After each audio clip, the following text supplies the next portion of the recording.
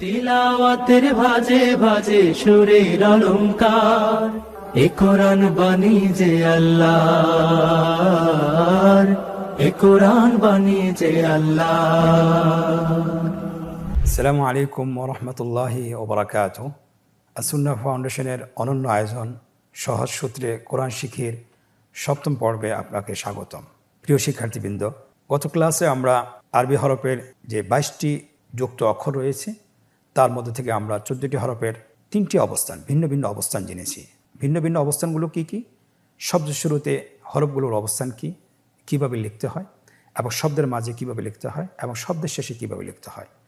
আজকে আমরা বাকি 8টি হরফ, 22টির মধ্যে বাকি 8টি হরফের শুরুর অবস্থান এবং মাঝের অবস্থান এবং শেষের অবস্থান শিখব।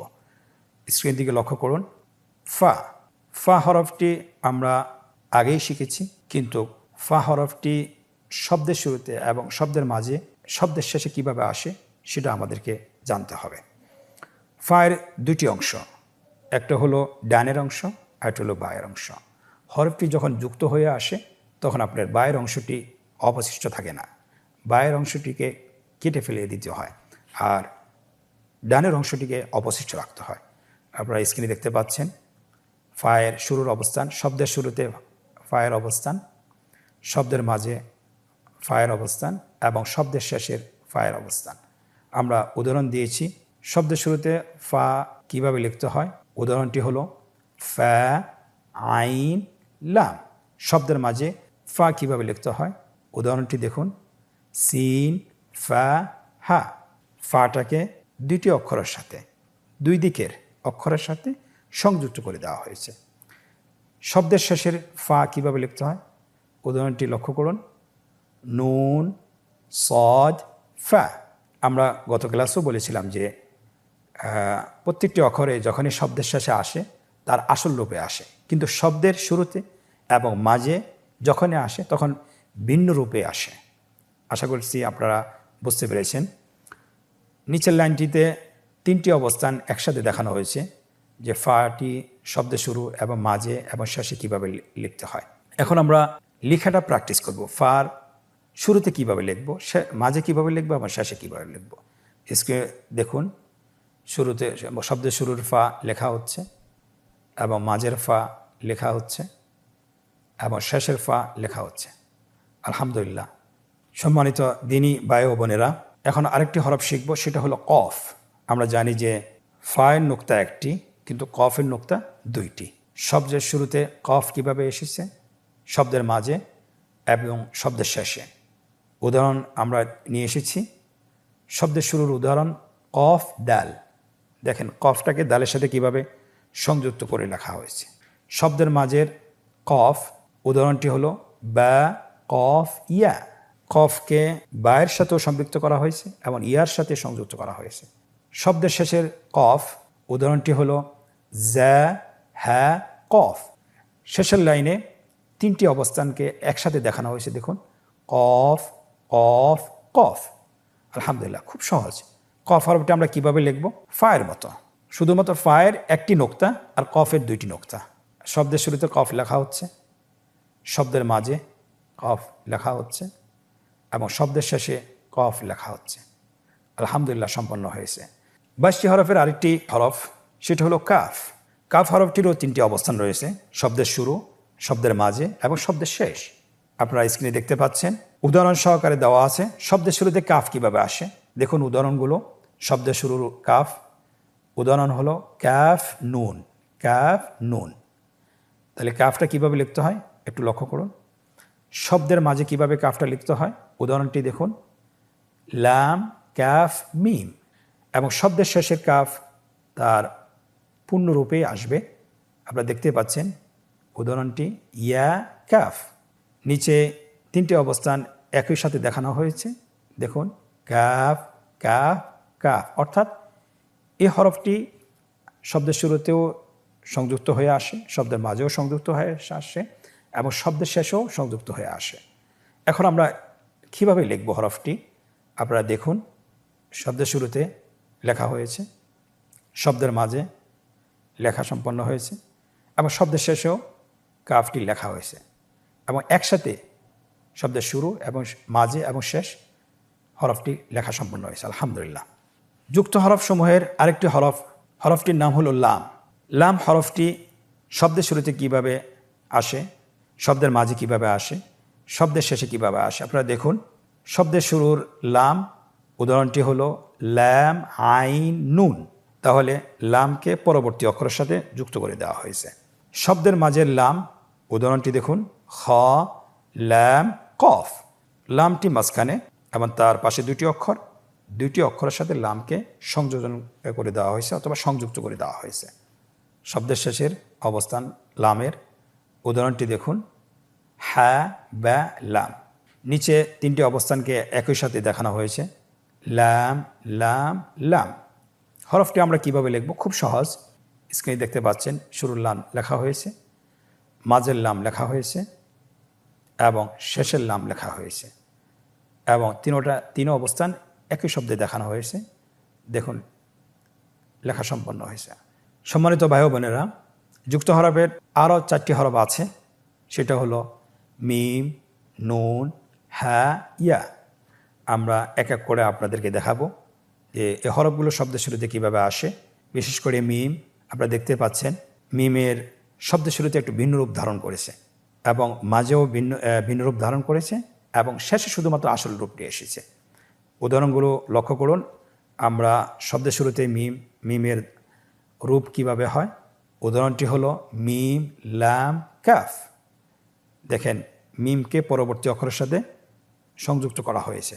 শব্দের মাঝের মিম, উদাহরণটি লক্ষ্য করুন আইন মিম লাম, দুই পাশে দুটি অক্ষর, মাঝখানে হলো মিম এবং শব্দের শেষের মিম কিভাবে আসে লক্ষ্য করুন। উদাহরণটি পড়ুন আইন লাম মিম। শেষের লাইনে দেখুন 3টি অবস্থান একই শব্দে দেখানো হয়েছে, কিভাবে শুরুতে আসে, মাঝে আসে এবং শেষে আসে। আমরা এখন শিখব যে মিমটি কিভাবে লিখতে হয় শব্দের শুরুতে, মাঝে এবং শেষে। স্ক্রিনে লক্ষ্য করুন, লেখা হচ্ছে শুরুর মিম, মধ্যের মিম, শেষের মিম এবং তিনোটা একসাথে লেখা হচ্ছে, শুরুর, মাঝের এবং শেষের। আলহামদুলিল্লাহ সম্পন্ন হয়েছে, খুবই সহজ। আপনারা চেষ্টা করুন, আপনারা পারবেন ইনশাআল্লাহ। 22টি হরফের আরেকটি হরফ, সেটা হলো নুন। নুন হরফটি শুরুটা কিভাবে হবে? একদম আমরা যদি পিছনের পাঠের কথা স্মরণ করি তাহলে আমরা বুঝতে পারবো। বা যেভাবে লিখেছি একটা রেখা টানবো, কিন্তু উপরে একটা ফোঁটা বসিয়ে দিতে হবে, তাহলে শব্দের শুরুর নুন হয়ে গেল। শব্দের মাঝের নুন, বা যেভাবে লিখেছি, তা যেভাবে লিখেছি, সা যেভাবে লিখেছি, সেভাবে আমরা নুনটাও সেভাবে লিখব, শুধুমাত্র উপরে একটা ফোঁটা দিব। এরপরে শব্দের শেষের নুন তার আসল রূপে আসবে। আপনারা উদাহরণগুলো লক্ষ্য করুন। শব্দের শুরুর নুন, উদাহরণটি হলো নুন বা দাল। দেখুন নুন আর বা, নুনের নুক্তাটি উপরে আর বায়ের নুক্তাটি নিচে, আবার এখানে দাল আছে তার নুক্তাটি উপরে। শুধুমাত্র আপনি নুক্তা এবং তার আকৃতি দেখে আপনি বুঝতে পারবেন যে হরফটি কোনটি। শব্দের মাঝে নুনের অবস্থান, উদাহরণটি লক্ষ্য করুন মিম নুন আইন, 2টি অক্ষরের মাঝখানে নুনটি রয়েছে, নুনকে দুই পাশের অক্ষরের সাথে সংযুক্ত করা হয়েছে। শব্দের শেষের নুন কিভাবে আসে আপনারা উদাহরণটি লক্ষ্য করুন নুন হ্যাঁ নুন, 3টি অবস্থানকে একসাথে করে আমরা নুনটাকে দেখানো হয়েছে। দেখুন সর্বশেষ লাইনে দেওয়া আছে নুন নুন নুন। নুন হরফটি আমরা কিভাবে লিখব? খুব সহজ। শুরুর নুনটা কিভাবে লিখবেন? সেটা হলো বায়ের মতো, বায়ের নিচে নোক্তা দিতে হয় আর নুনের নোক্তা দিতে হয় উপরে। এবং মাঝের নুন কিভাবে লিখতে হয়, শব্দের শেষের নুনটি কিভাবে লিখতে হয় এবং 3টি অবস্থান একই শব্দে লিখতে হয়, সেটা কিভাবে লিখতে হয় আপনার স্ক্রিনে লক্ষ্য করুন।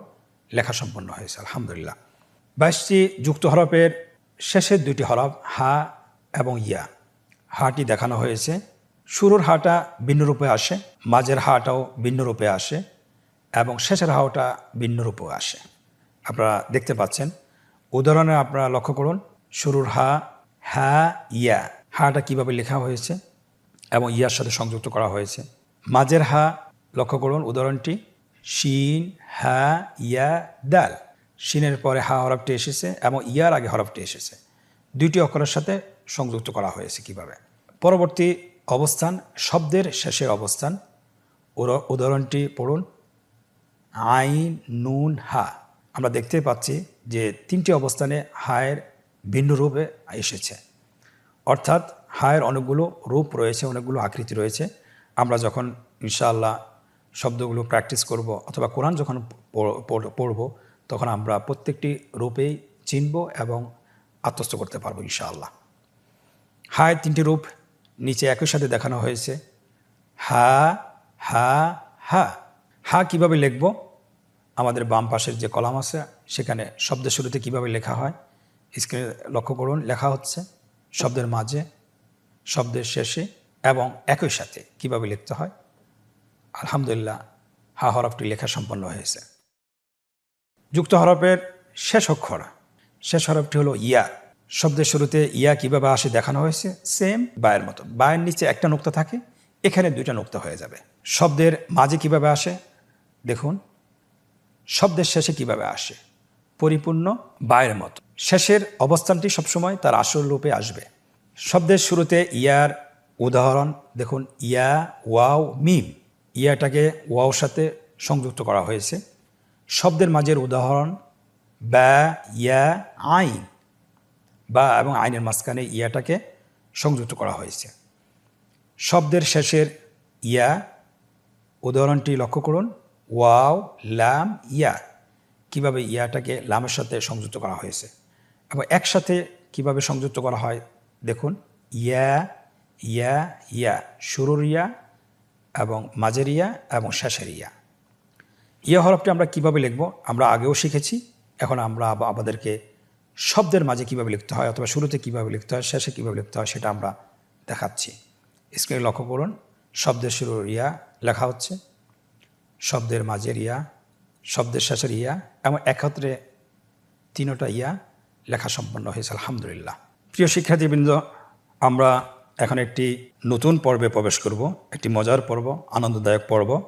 সেটা হলো আজকে যে পড়াগুলো আমরা পড়িয়েছি এবং পড়েছি, সে পড়াগুলো আমরা আত্মস্থ করতে পেরেছি কিনা আমরা পরীক্ষার মাধ্যমে যাচাই বাছাই করব, অনুশীলনের মাধ্যমে নিজেকে যাচাই বাছাই করব।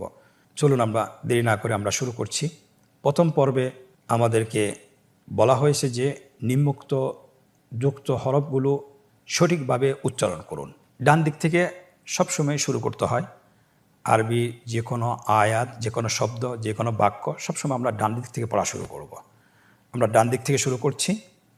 কফ, ফা, লাম, মিম, লাম, কাফ, তা, মিম, বা, আইন, দাল, আইন, লাম, ইয়া, হা, কফ, বা, লাম, ثا ميم ميم را كاف زا سين با لام فا قاف را غين نون يا ميم را فا قاف يا دال جيم با نون قاف فا। আলহামদুলিল্লাহ, আমরা প্রথম পর্বটি শেষ করতে পেরেছি। আজকের অনুশীলনের দ্বিতীয় পর্ব, রেখা টেনে হরফের সাথে যুক্ত আকৃতির হরফগুলো মিল করুন। আমরা দেখতে পাচ্ছি যে ডানে একটি কলাম রয়েছে, বামে একটি কলাম রয়েছে এবং মাঝখানের কলামটিকে ফাঁকা রাখা হয়েছে। আমাদেরকে যেটা করতে হবে, হরফগুলোর সাথে যুক্ত আকৃতির হরফগুলোর সাথে মিল করতে হবে রেখা টেনে। আপনারা স্ক্রিনে দেখতে পাচ্ছেন প্রত্যেকটি হরফের সাথে তার যুক্ত আকৃতির হরফের সাথে মিল করে দেওয়া হচ্ছে। ফায়ের সাথে ফা, কফের সাথে কফ, কাফের সাথে কাফ, লামের সাথে লাম, এমনিভাবে সবগুলো হরফকে তার যুক্ত আকৃতির হরফের সাথে মিল করে দেওয়া হচ্ছে। আলহামদুলিল্লাহ, দ্বিতীয় পর্বটিও শেষ হয়েছে। আজকের অনুশীলনের তৃতীয় পর্ব, নিম্নে যুক্ত আকৃতির হরফগুলো সঠিক স্থানে লিখুন। আমরা জানি আরবি হরফের 3টি অবস্থান রয়েছে, শব্দের শুরুর অবস্থান, শব্দের মাঝের অবস্থান এবং শব্দের শেষের অবস্থান। আপনারা দেখতে পাচ্ছেন প্রথম কলামে দেওয়া আছে শুরু, মাঝে এবং শেষ। উপরে যে ঘরটিতে আপনার হরফগুলো লেখা আছে, কোন হরফটি শব্দের শুরুর এবং কোন হরফটি শব্দের মাঝের এবং কোন হরফটি শব্দের শেষের, আপনারা সঠিকভাবে হরফগুলোকে নির্ধারণ করে সঠিক জায়গায় বসান। স্ক্রিনে লক্ষ্য করুন, মিম হরফটি শব্দের শেষে লেখা হয়েছে। ফা হরফটি শব্দের শুরুর, শুরুর লাইনে লেখা হয়েছে কফ হরফটি শব্দের শুরুতে লেখা হয়েছে, এমনিভাবে প্রত্যেকটি হরফ সঠিক স্থানে লেখা হচ্ছে। আপনারা লক্ষ্য করুন, আলহামদুলিল্লাহ হরফগুলো তার সঠিক স্থানে লেখা হয়েছে। আজকের অনুশীলনের মাধ্যমে আমরা যুক্ত হরফসমূহের 22টি হরফ আমরা শিখে ফেলেছি, যে হরফগুলো শব্দের শুরুতে, শব্দের মাঝে এবং শব্দের শেষে যুক্ত হয়। আলহামদুলিল্লাহ আমরা যদি বেশি বেশি করে অনুশীলন করতে পারি, আশা করি আমাদের হরফ চিনার ক্ষেত্রে কোনো ধরনের ভুল হবে না, এবং আমরা হরফ চিনার ক্ষেত্রে যদি ভুল না করি তাহলে আমরা কোরআনিক শব্দগুলো সঠিকভাবে উচ্চারণ সহকারে আমরা পড়তে পারবো বিইذনিল্লাহি তাআলা। এই জন্য অবসর সময়, বিশেষ করে বাড়িতে যখন আপনি অবসরে থাকেন, 10 থেকে 20 মিনিট আপনি নিজে নিজে অনুশীলন করুন। আল্লাহ সুবহানাহু ওয়া তাআলা আমাদেরকে তৌফিক দান করুন। সপ্তম পর্ব থেকে আজকে বিদায় নিচ্ছি। পরবর্তী পর্বতে আবারও দেখা হবে ইনশাআল্লাহ। জাযাকুমুল্লাহ খায়ের। ওয়াসসালামু আলাইকুম ওয়া রাহমাতুল্লাহি ওয়া বারাকাতুহু। আসুন্নাহ ফাউন্ডেশন, উম্মার স্বার্থে সুন্নাহর সাথে।